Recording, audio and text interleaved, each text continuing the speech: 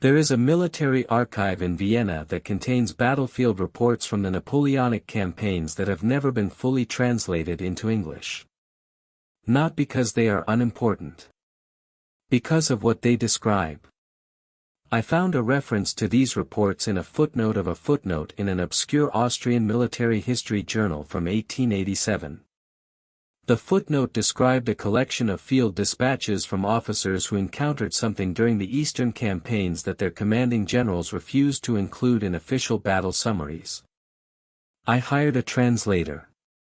What came back made me read it 3 times before I accepted what I was looking at. A French field commander named Colonel Aubert wrote from somewhere east of Moscow in October 1812, "We have engaged an enemy unlike anything in our experience of warfare. They do not fight in formations we recognize. They do not retreat. They do not negotiate.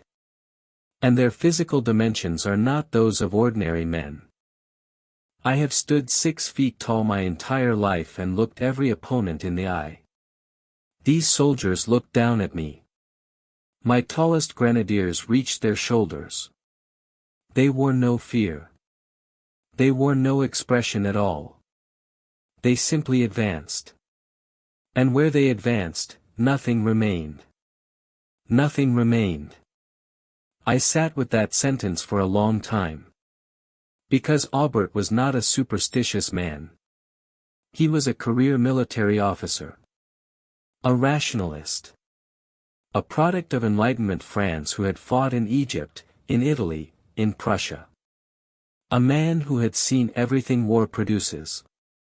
And he was describing soldiers who looked down at men standing 6 feet tall.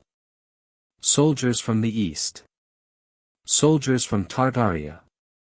Here is what they teach you about ancient and medieval armies. Average height. Conventional weapons. Tactics evolving gradually from phalanx to cavalry to artillery. Human beings fighting human beings with the advantages of terrain and numbers and strategy deciding outcomes. That is the official story of military history. Here is what the physical evidence says. Burial sites across the Eurasian steppe, from the Caspian Sea to the Pacific coast, the exact geographic territory of Tartaria, consistently produce skeletal remains that fall outside normal human height distribution. Not slightly outside. Significantly outside. A burial site excavated in Kazakhstan in 1937 produced 34 male skeletons with an average height of 7 feet 2 inches. The excavation report was published once in a Soviet archaeological journal. Then classified. The skeletons were transferred to a storage facility in Moscow. Their current location is listed as unknown. A site in western Siberia excavated in 1962 produced skeletal remains the lead archaeologist described in his field notes as belonging to individuals of extraordinary physical development. Height estimates ranging from 6 feet 8 inches to over 7 feet. Bone density 3 times the modern human average. Muscle attachment points indicating physical strength that the archaeologist wrote had no parallel in any skeletal collection he had studied in 30 years of fieldwork. His field notes were never published. I found them referenced in a university library catalog in Novosibirsk. The notes themselves have been removed from the collection. The catalog entry remains. The notes are gone. You don't remove field notes from a university library because they are unimportant. You remove them because they are the opposite of unimportant. Let me show you what the battlefield record actually says when you read it without the official filter. The military disasters of the early 19th century make no sense as conventional warfare. Napoleon's army was the finest military force in the world in 1812. Veteran soldiers. Experienced commanders. Proven tactics. A logistics system that had conquered most of Europe. An army that had never faced a challenge it could not solve through superior organization and firepower. 600,000 soldiers entered Russia. 10,000 returned.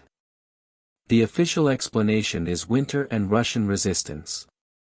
Except the catastrophic losses began in September. Before winter. In engagements that the surviving French officers consistently described in terms that were quietly removed from the official campaign histories. One term appears repeatedly in the unedited field dispatches. Giants. Not used metaphorically. Not used to describe courage or ferocity. Used literally and consistently by multiple officers in separate dispatches who had no contact with each other. Colonel Aubert used it. A cavalry commander named Desaix used it in a dispatch dated September 3, 1812. A supply officer named Marchand used it in a letter to his brother that survived because it was personal correspondence rather than military documentation. Marchand wrote, "We do not speak of what we have seen in the East because no one in Paris would believe us and because our commanders have forbidden the description. But I will tell you, brother. The men who guard the interior of this country are not men as we understand men. They are something older. Something larger. And they do not die the way men die. They do not die the way men die. 3 separate officers. 3 separate accounts. The same description. This was not hallucination. This was not fear distorting perception. This was documentation. Careful, specific, professionally precise documentation from trained military observers who knew exactly what they were looking at. And every one of those documents was removed from the official record. The last battle where Tartarian soldiers were documented occurred in 1813. After that, nothing. The accounts stop. The dispatches stop. The references in personal correspondence stop. Not because the soldiers disappeared from the battlefield. Because the soldiers disappeared from the record. Whatever happened in 1812 and 1813, whatever systematic destruction ended the Tartarian civilization, it ended its army too. The greatest military force in human history. Soldiers who had never lost a battle in any record that survived the erasure. Soldiers whose physical dimensions placed them in a category of human development that the official science of our civilization has no framework to acknowledge. They were erased from the battlefield reports. Erased from the archaeological record. Erased from the skeletal collections that documented their existence and then disappeared into classified storage in Moscow. But they were not erased from the ground. Because the ground keeps everything. The burial sites are still there across the Eurasian steppe. Still containing the skeletal evidence of a fighting force that towered over every army it ever faced. Still waiting for an excavation that is not immediately classified. Still holding the physical proof that the greatest soldiers in human history existed, fought, and were systematically removed from every record that came after. Colonel Aubert's dispatch is still in that Vienna archive. Still describing men who looked down at soldiers standing 6 feet tall. Still using the word that the official histories removed. The army was erased. The archive was not. And somewhere east of Moscow, 40 feet down, in ground that remembers everything built and buried and fought over on its surface, the last soldiers of Tartaria are still there. Still enormous. Still undefeated. Just waiting to be found.